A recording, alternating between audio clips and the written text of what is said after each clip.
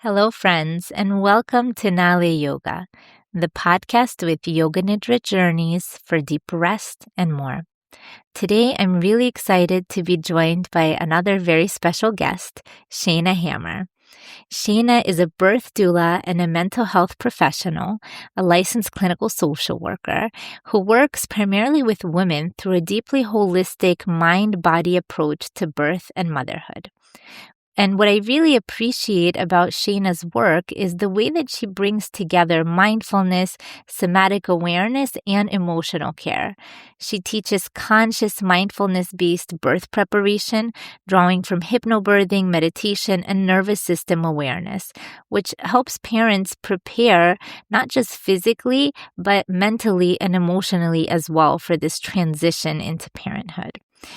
In addition to birth preparation, Shaina also supports women who are postpartum, including those who are processing birth trauma, and helps create a safe space for integration, grounding, and restoration at a time when so many women are just feeling exhausted and overwhelmed and not getting the support that they need. In this conversation, we're going to talk about presence, rest, nervous system regulation, guilt free self care, which is what all moms need, and what it really looks like to support women, especially new moms, in coming back to their bodies and themselves. So I'm really excited for this conversation, and I'm so glad that you're here with us. Welcome to the show, Shaina. Hey, Ruthie. So happy to be here. I'm so glad to have you here. And maybe we can just start with you sharing a little bit about yourself and how you got interested in birth and healing, and supporting women, especially with having your combination of being both a doula and a therapist. It's not something you hear of every day. So I'm wondering, how did you arrive to that meeting of fields? So I'll start by introduce myself. My name is Shaina Hammer, and I live in Israel. I have three kids, and like Ruthie said, I'm a therapist and a birth worker. So what I do is I combine both of them together, and I find that it works really well. So how did that come to be? I was first training to become a therapist. This is 13 years ago, 14 years ago. And I was naturally interested in birth because I think that a lot of women are. I think there's a natural curiosity there. Actually, this is before I even had kids, funny enough.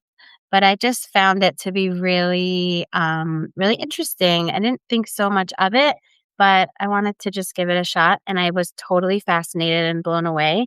And as I was learning more and reading more, I realized how much of a connection there is to our mind and our body when it comes to birth.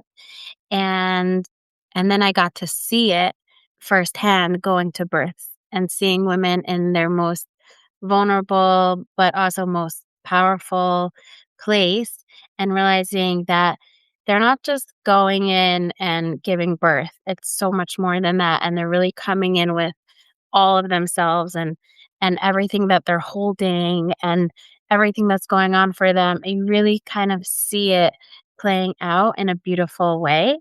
Um, and I just found that they're so connected. And it really started by reading a book about how fear holds back our birth and everything that happens physiologically when we're afraid and what's going on in our bodies. And it made so much sense to me of, this combination of the mind body experience. And I'm just really so happy to be doing this work. Yeah, that's amazing. Do you remember what was the book that you were referring to? Yeah, so actually the first book I that really just blew my mind was it's called Childbirth Without Fear. I'm pretty sure Oh, that's what it's called. oh, okay. Childbirth Without Fear. Um and yeah, that's basically what it was talking about is what fear does to the body. And it's such a natural thing to fear childbirth or to fear the unknown. Um Mhm. Yeah, but when we notice it and realize really what's going on, what happens to really any fears in our body and how it plays out, it's just really it opens up a whole world, and that's kind of what happened to my experience of it's not just fear, it's everything that you're coming into with the Yeah. in your birth. Yeah. Yeah, yeah, that's so interesting. And you're right, because fear, it's all about using your imagination to foresee something bad or dangerous that will happen in the future. But I find that when we're in the imagination is oftentimes a lot worse than the present moment. And Mhm. if we can just be in the present moment, then it's tolerable. It might be uncomfortable or unpleasant, but it's tolerable. Um, but the fear in the imagination gets conjured up into this big, intolerable story of like, I'm not going to be able to handle it. Some of it is so subconscious and we Yeah. don't, we're not even recognizing it. So really a lot of what I like to do is through my childbirth classes that I give and just speaking to women is to just bring this all up to the surface Hmm. and really just give education on what we're going in with and the process and being and having compassion of for the fear of the unknown and just actually just noticing that that exists already Hmm. releases the fear and Hmm. um Yeah, yeah I just love that. yeah Yeah. I just love framing fear as an active imagination. It's a strength of an active imagination. yeah that's a beautiful Yeah. way to put it. I really Yeah. like that. Yeah. Yeah. I also wanted to ask you, so one of the things that you said, in a different conversation we had was that birth is a healing experience, and that really stuck out to me and really stayed with me, and I was wondering if you can elaborate on that. What do you mean that birth is a healing experience? I imagine many people wouldn't see it that way. Right. Yeah, I mean, it can be a healing experience, because it's such an intense experience and you're coming in with, like I said before, you're just coming in with so much. So people, women really can really find their power and feel really powerful and in their birth. And and I find that that also trickles through into motherhood and if God forbid, if they have a birth experience that's traumatic or they don't feel good about, healing through that experience and finding their voice and their strength through the healing process can also be a healing experience. Yeah, I really like that too. Um, and I like the idea of like women finding the strength and the power maybe that they didn't even know they had, and all of that, and the Mhm, birth experience and parenthood is an opportunity to bring all of that out. mhm. Um, Speaking of birth trauma, what are some of the things that you see in your practice that might maybe prevent a birth trauma, or some of the things that you might see that actually cause to perpetuate more birth trauma? If there's any factors that you can identify that people can be aware of. Yeah, absolutely. So the main factor that I see with birth trauma is women not feeling heard or seen or Mhm, not feeling witnessed. And this is what I mean also when that this can also be healed. And this is what some of the work that I do with women that have birth trauma is acknowledging their power and where they did have a say. It doesn't mean that they were listened to at the moment, which causes a birth trauma. But what what people, oftentimes think of birth trauma is, they had a C-section or they didn't want an epidural and got one, which is funny because I actually have been by births where women did want an epidural and they didn't get one because mhm, of the time or the yeah. anesthesiologist didn't get there in time and they gave birth too fast and they found that as a trauma, even though I felt like that was a beautiful, you know, beautiful birth, but for them they weren't heard or they weren't Yeah, taken care of in the moment. So yeah. yeah, so it's regardless of the outcome and feeling like that they had to say that they were witnessed and that they were a part of the experience rather than it just happening to them, that Mhm. they were part of it and that they were able to voice their opinion and people were there and witnessed. There was this study done with doulas um, that they had a woman, I don't know if they were doulas, but women, supporting another woman in their birth experience just by sitting in the corner and knitting a scarf or, whatever they were knitting. And those women had better outcomes as well because even though they just had somebody sitting in the corner, they knew that that person was there for them and that was witnessing them in their most vulnerable moments. And they felt more calm just having somebody there, knowing that if they needed somebody, somebody was there. So, Mhm. Yeah, I'm not no, surprised by that. not to say, I mean, to be at a birth where I'm sitting in a corner and knitting. Right, I'm sure you're not, like, knitting versus the Yeah, doula. you have to It's do the capacity of it. Yeah, but just that Yeah. concept of feeling witnessed and seen and heard and if you need somebody that somebody's there for them. Um, Yeah, and many women, they don't even consider getting a doula as an option. Some people don't even know that what a doula does or what a doula is or why they would benefit from a doula. But I I really want to echo what you're saying, Shayna, that having somebody there to witness is already so healing and powerful. And how much more so if that person is also trained and professional and can also give you help and support when you need it in a professional kind of way. So, yeah. it's different to have a doula versus, like, let's say, like, your husband or something who There's something about a woman who has Yeah, been there and yeah, can witness you and, really feel seen and, yeah, that's something that a husband can't give. But the truth is that there's things that husbands give that doulas can't give also. So they're just true. yeah, Yeah, it has the rules. that's true, that's true.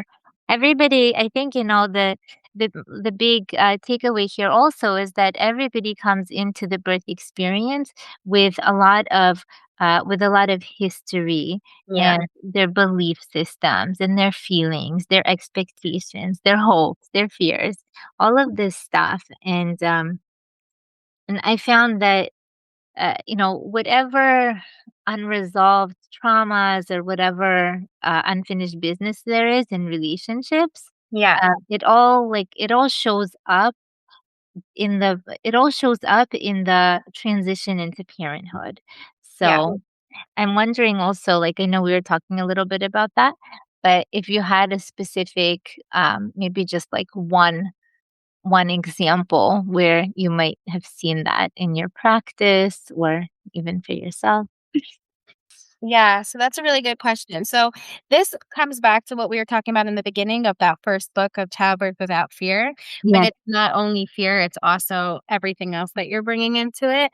Mhm. So it plays out, first of all, there's besides for the worry of the fear and the unknown, it's also concern of identity changes or life changes and just becoming a mom. Yeah. Um, or if you have a kid, it's like, having another kid and how you're gonna juggle that. And, like you said, past traumas that surface, anxieties, or um, just a natural tendency to hold on to the familiar. But this shows up in your body. Your body's storing it and holding it. So I mean, it can be a lot of things, but it really comes from tension and holding back and resisting. And that does us a disservice when we're giving birth. So, but yeah, there's ways to get through it. Absolutely, absolutely. Um, well, let's talk about some of the ways to get through it, and how do you support women with actual healing and with maybe with surrendering to the experience of the present moment, and also postpartum healing too. Afterwards, integrating the experience into their identity. hmm yeah. So first of all, it's just noticing it and having awareness around Mhm. this, and realizing that our body stores things and how. important it is to in birth to let go and let the process happen, which for many people, especially those with trauma and anxiety, can be really hard. So Yeah. just having first of all acknowledging and having compassion of it on it and also trying to work through obviously this is also why birth is so healing because you can really take some time before you're giving birth or even postpartum to really kind of look inward and think, what are the things in my life that are holding me back? What are the relationships that are straining on me? Not necessarily that you're gonna fix, if you haven't spoken to your mom in 10 years, you'll start talking to her because of the birth. But yeah, just, acknowledging it, noticing it, trying to, Mhm. you know, I tell people that, make a little bit more eye contact with people than usual, or, give somebody a hug, or just, trying to just be a bit more open. But it starts with acknowledging and compassion and noticing and being curious. Yeah, I love all of that, and it's so interesting. You're actually reminding me of this was a few years ago. I actually did work with somebody who had a very stressful relationship with her mom, and after she had the baby and went through this treatment for postpartum depression, some of the treatment actually like brought her mom into the sessions and included working together with her and the mom to repair their relationship. And it actually it was really beautiful just to it was very beautiful just to, obviously without saying any identifying information about anyone.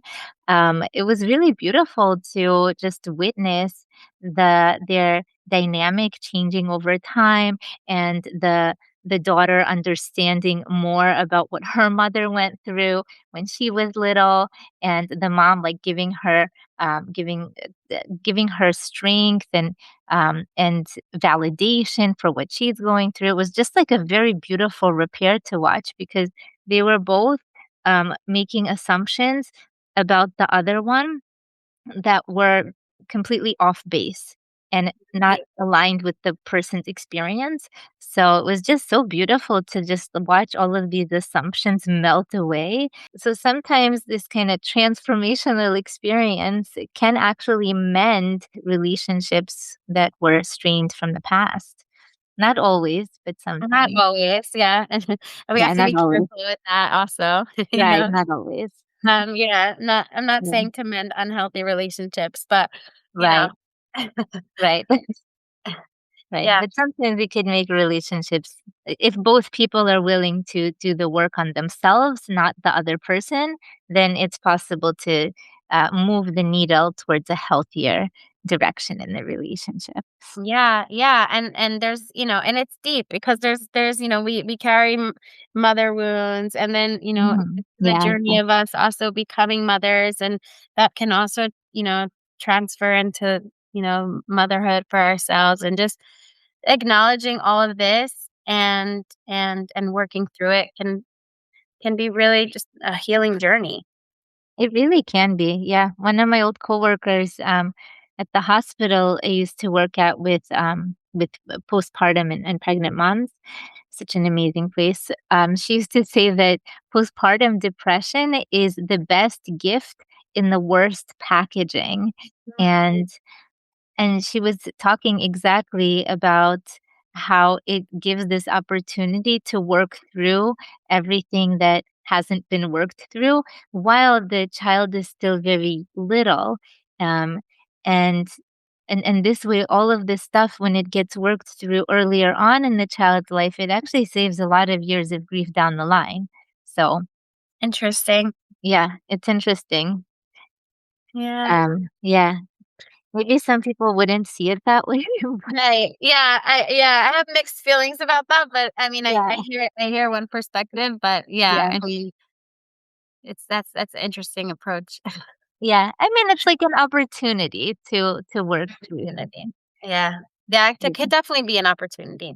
Yeah, yeah. Not always an easy one, and sometimes can be quite derailing, especially a lot of women who never get the help they need, or postpartum depression or anxiety that goes undiagnosed a lot of times in women and also in men too, and dads.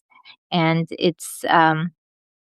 and sometimes, like, I'll see somebody um, coming to see me, and what they really have, and their kids are older already, but what they really have is postpartum depression that just never resolved. It started postpartum, and then it just continued and lingered and never got treated or addressed, and it just turns into, like, plain depression.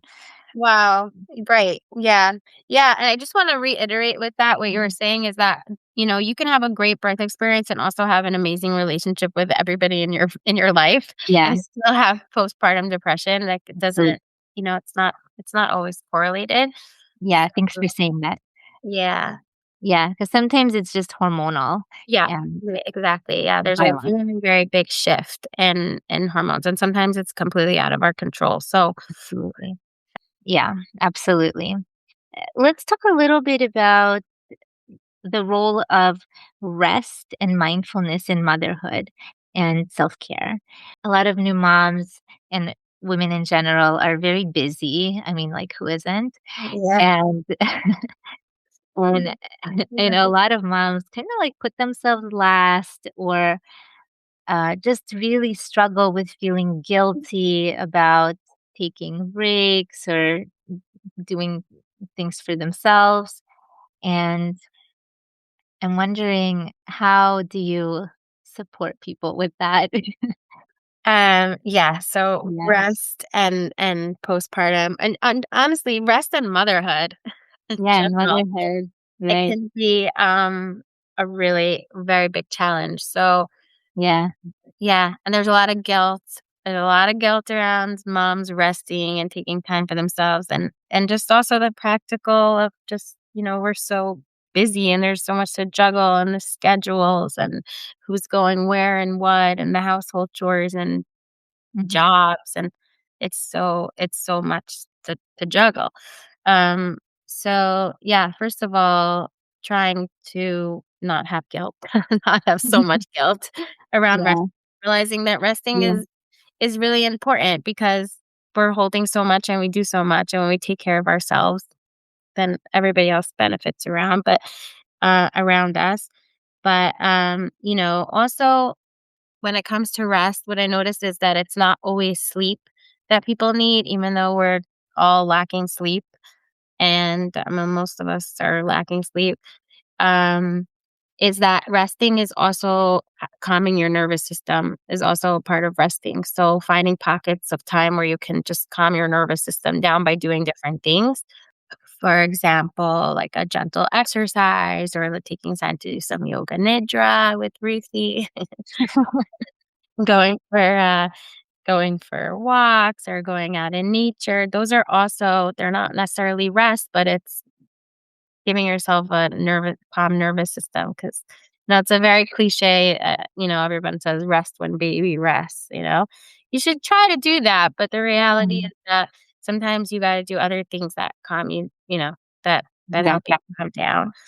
Yeah. Um, yeah, and taking breaks when you need it, delegating delegating when you can to, if there's things that other people can do and that you're just not going knowing that you're just not going to do everything perfect and not everything's going to get done and sometimes you got to prioritize yourself before you prioritize washing the dishes or putting in another load of laundry or you know Mhm. and yes, for some people that means taking a nap and resting, and for some people that means calling a friend and getting some support or having a listening ear. Um, Mhm.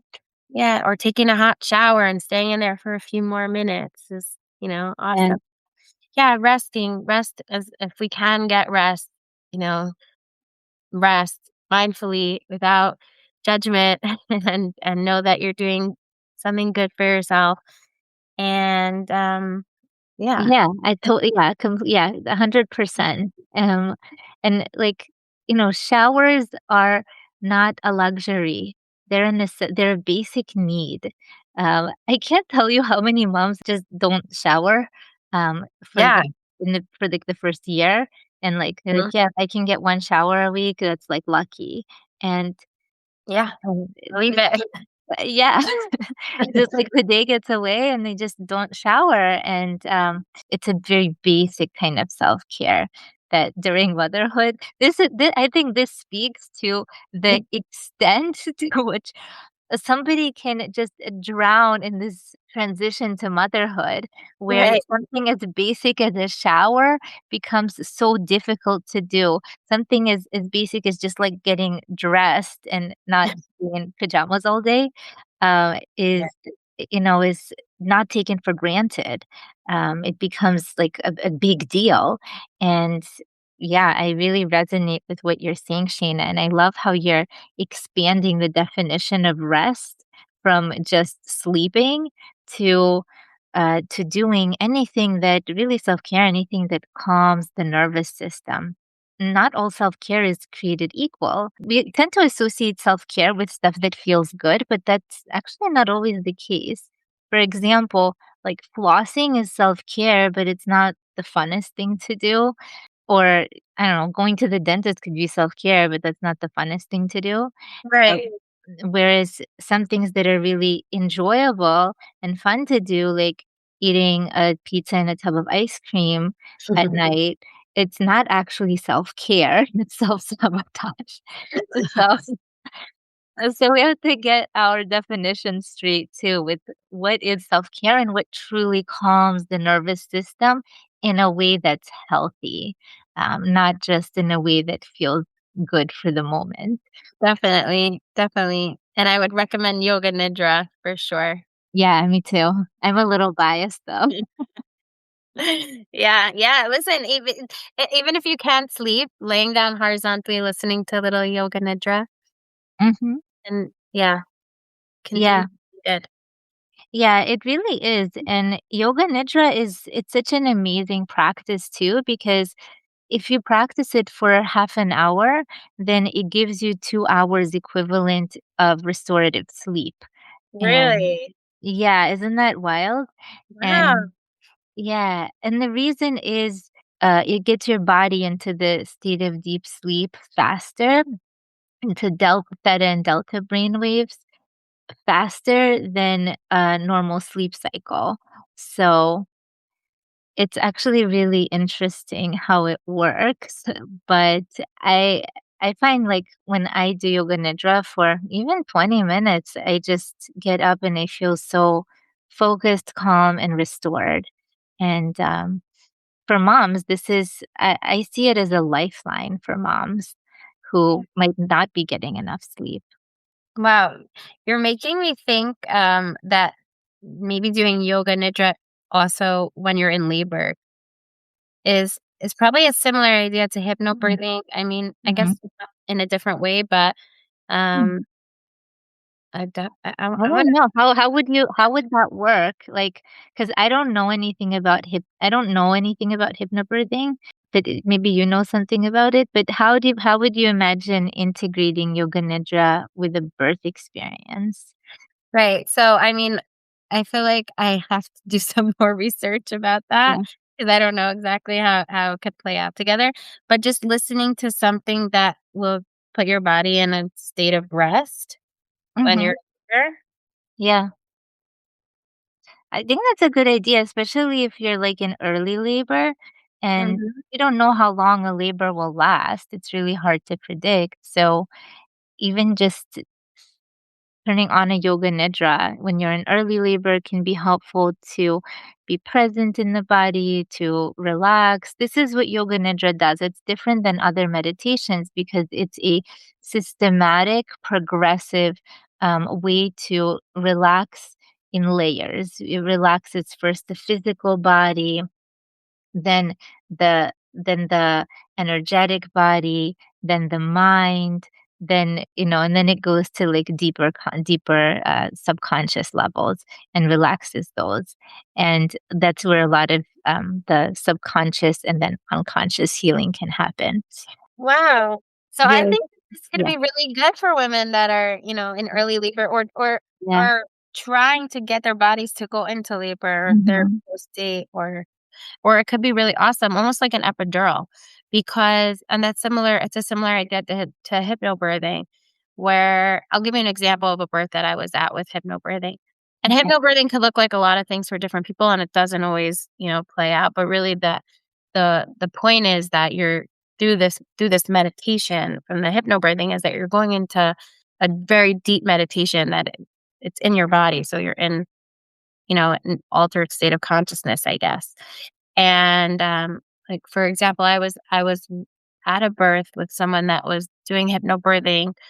She practiced hypnobirthing before the birth, so she was familiar with it, obviously. But she looked like she wasn't even in labor. Like, she looked like she was taking a nap. And Mm, yeah, you couldn't tell that she was even having contractions. She was interesting. she was totally, yeah, she was totally in this meditation, and it was giving her body pain relief, because our body gives us natural pain relief hormones when we're giving birth, but we kind of counteract that sometimes with the adrenaline, and it gets all, I'm not going to go into all the Yeah. hormones and everything, but our body does give endorphins to help us with the pain of labor. Anyway, so when we really allow our bodies to let go, it can be a less painful experience. And if you're in a state of this, meditation, deep meditation, then you're in this state.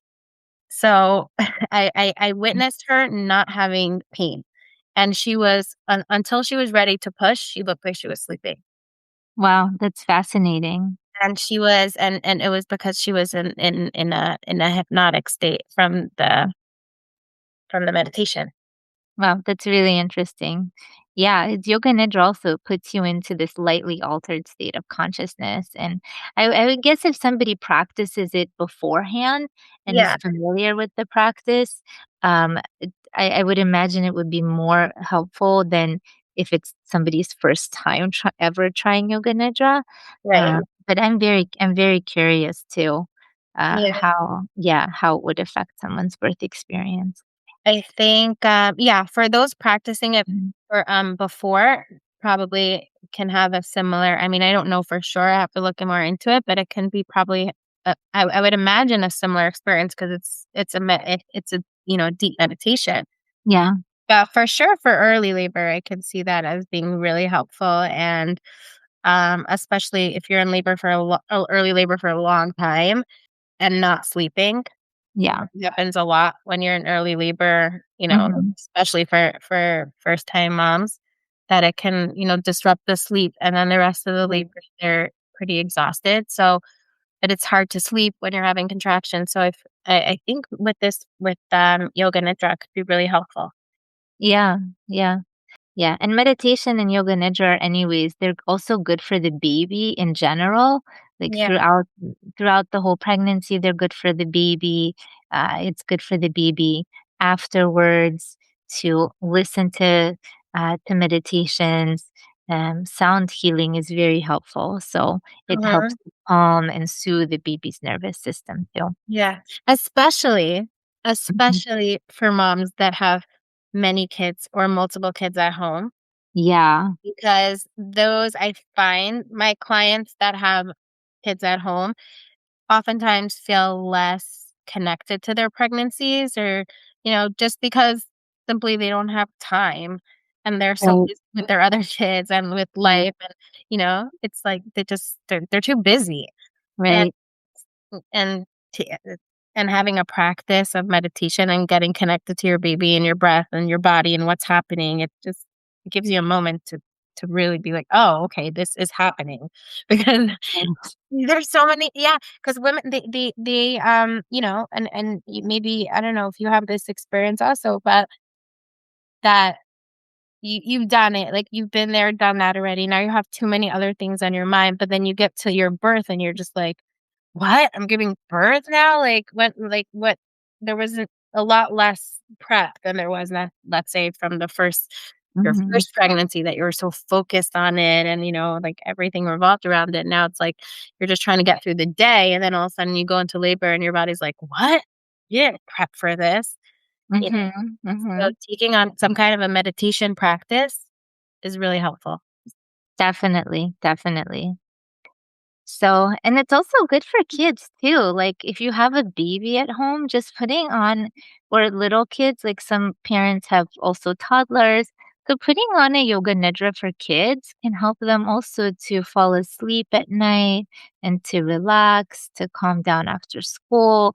It could help if kids sometimes get forced to take naps, but this is an alternative. Like you don't have to fall asleep when you're napping. You can just rest and relax and listen to this. And, um, yeah, I'm gonna it's try that. another application for it. I'm gonna try that on my kids. Yeah. I will.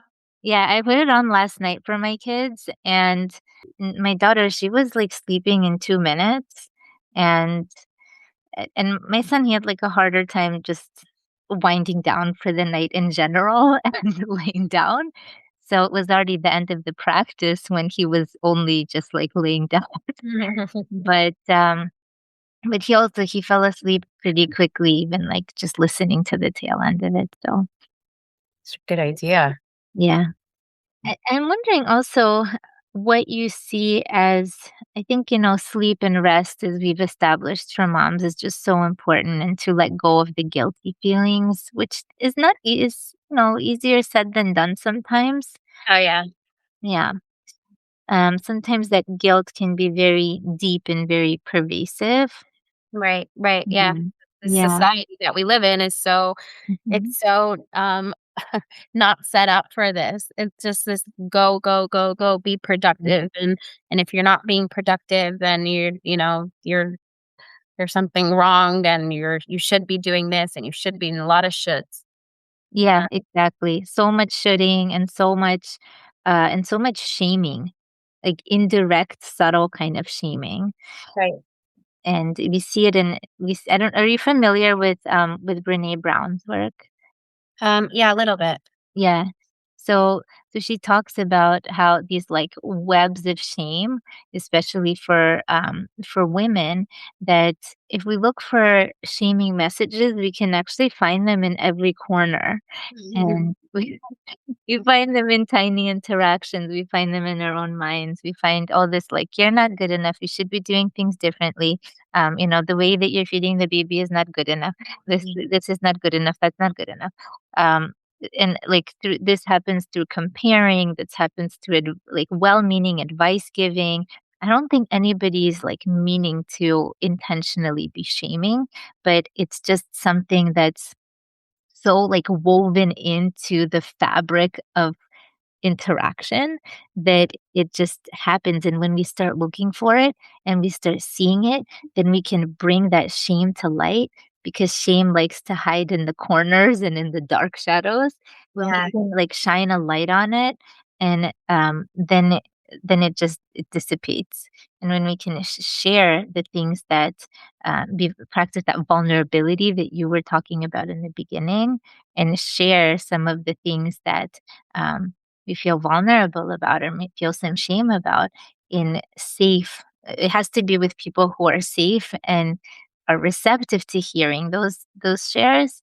It could be very, very healing. yeah, and also Mm. are not gonna try to fix anything. Yeah, exactly, exactly. Non-judgmental, not trying to fix, just showing it the light of day. That's beautiful, I love that. Yeah, so while we're talking on this topic of, guilt and shame, um, part of this is also really listening to ourselves and operating from our own center, from our own alignment, and finding this inner safety within the body and within the mind and within the world. Um, when we experience a lot of shame, it erodes this sense of inner safety. Yeah, And but safety is an inside job, so we can also build it up. And to build it up, it takes some real trust in ourselves to build it up. And I find that a lot of times it can even feel like a spiritual kind of practice. So I'm wondering for you, like, what do you see as the role of spirituality in healing? yeah. I'll combine the 2 parts to what you're saying about the myths also, Yeah. is that there's myths that moms don't struggle, or if you're struggling, then it's a sign of failure or that Mhm. something wrong and that, that you should just be able to have it together or that you would know exactly what to do with your kids or if if you need a break, that means that you're not handling it or that you don't love your kids, or if you're feeling overwhelmed by everything that you have going on, then it's like, "Oh, maybe my kids are gonna miss out or I'm not doing a good job." And really in those moments, finding strength, through spirituality and knowing that you're not doing this alone and you don't have to carry this alone. And sometimes just taking, I mean, I can only speak for myself. This is what I do, what Yeah. I try to do is to when I'm feeling very overwhelmed, is to just go outside and take a breather and take a minute and just, speak to God and just tell him that I'm feeling overwhelmed and acknowledging what I'm going through by speaking it out and just realizing, if there's if it just feels too heavy, and sometimes it just feels too heavy. And sometimes I feel like I cannot manage my life and I have too much going on and like this is just way too much for me. And we have this perception also as I'm going through my day of everything that I have to do and everything that I have to get done and everything is on me and my kids' feelings are on me and what's going on in my home and running it and what's happening with me and all the decisions that have to be made. And then I can really stop for a second and realize, one second, this is not just me. I'm here in this physical world and I'm going about my day doing laundry and thinking that like it's all about me. But there's a way bigger picture and someone else is running the show and someone else is in control of everything or someone like, God, your higher power, whatever, however you want to relate to it. I relate to it as God. But, you Yeah. know, that's there's someone else running the show and when it feels too much, I just say straight up, this is just too much. And you gotta help me here because I can't handle all of it, and Mhm. know, and just when I do that, I can just take a minute and say and have compassion for myself, first of all, and just notice that this is too much for me right now, and give it over and just God, like, help me get through this time and just be there with me, and I know that you're running the show, and I know that I'm not in control of everything, and just, really be with me and having trust that there's a bigger plan and I'm in a process that I don't see. Yeah. Yes, yes, yes. What you're saying is resonating so much for me, and I also like having this cosmic perspective. Um, I'm imagining, when you're like the mountains, they look really nice, or like a landscape looks really organized from an airplane view. But if you're in the mountains and there's all these like you're walking through like the thorns and the bushes and the path might not be so clear. You can't really see where it ends or where it begins. Yeah. Um, yeah, it can feel kind of messy and even like disorganized sometimes. But when you zoom out to a more like higher altitude cosmic perspective, it just all like it's beautiful and there's an order to the madness. Yeah, yeah, that's beautiful. That's really beautiful. Yeah, and I think that also highlights the point of sometimes we need to just stop. Yeah. We need to just stop. And when we're feeling overwhelmed, and it could be multiple times throughout the day, it's just stopping, connecting with myself, taking a breath, connecting to my creator, and realizing like, okay, I'm overwhelmed right now, but I know that there's a plan and there's someone else that's involved in this. This is not only me. I feel so much weight on my shoulders all the time. I feel like I'm carrying the world sometimes.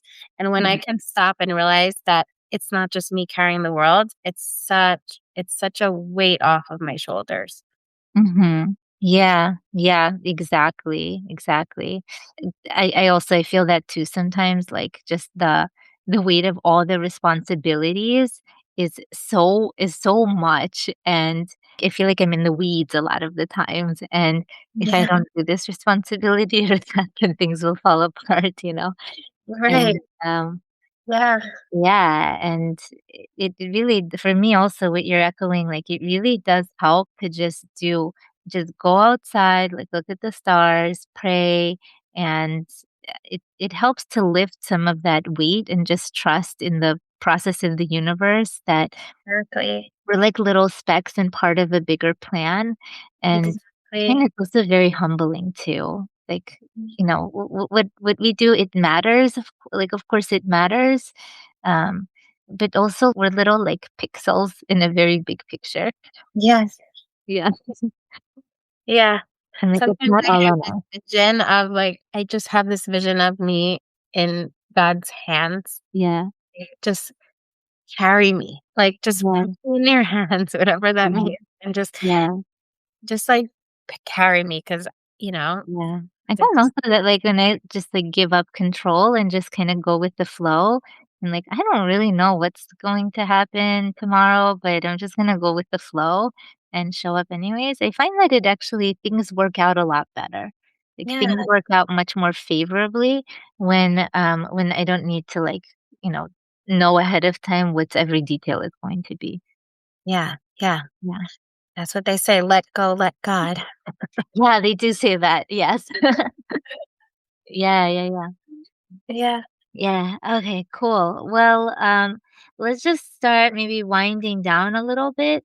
And if you could share about your offerings and where people can find you. And of course, we'll have all of that in the show notes as well. Yeah, so I offer doula support. I teach a holistic mindfulness childbirth class called conscious birthing. And it's so, all about what we were speaking about of going into a birth conscious and being present through the experience. I offer postpartum support for women that are going through birth trauma or need some extra support. And you can find me. I guess I'll leave my number, or I have Instagram, email, and yeah, feel free to reach out. Sounds good. We'll have all that in the show notes. And for any listeners who either are moms or preparing to be moms or know someone who is a mom who needs some postpartum support or needs a really good doula. So I think you'll be in great hands with Shayna. Oh, thank you. Yeah, sure thing. Okay, well, is there any other final words of wisdom that you want to leave listeners with, especially people who are new parents or struggling with anxiety or stress or burnout or recovering from trauma or fear, struggling with fear? Yeah, I would say to trust your body's wisdom and and honor your own pace, and embrace the journey of motherhood with compassion and with patience and with love. Amen, amen. Thank you so much, Shayna, for coming on this show. It was really such a delight, and I feel so energized and so inspired by our conversation and all of the wisdom and the insights that you've shared. So, thank Thank you. thank you, Ruthie. I enjoyed it so much. Thank you so much. If you enjoyed this conversation with Shayna Hammer, I welcome you to like, follow, subscribe, and share this with anyone who you think might benefit from listening, especially if it's a new parent or a new mom or a mom to be. You can find information about Shayna in the show notes, as well as links to get in contact with her, and also the link to join the Nali Yoga WhatsApp community if you're interested in that for the most recent information on new offerings and new episodes. I hope that you have a wonderful rest of your day or night, and I hope to meet you back here again soon. Be well for now.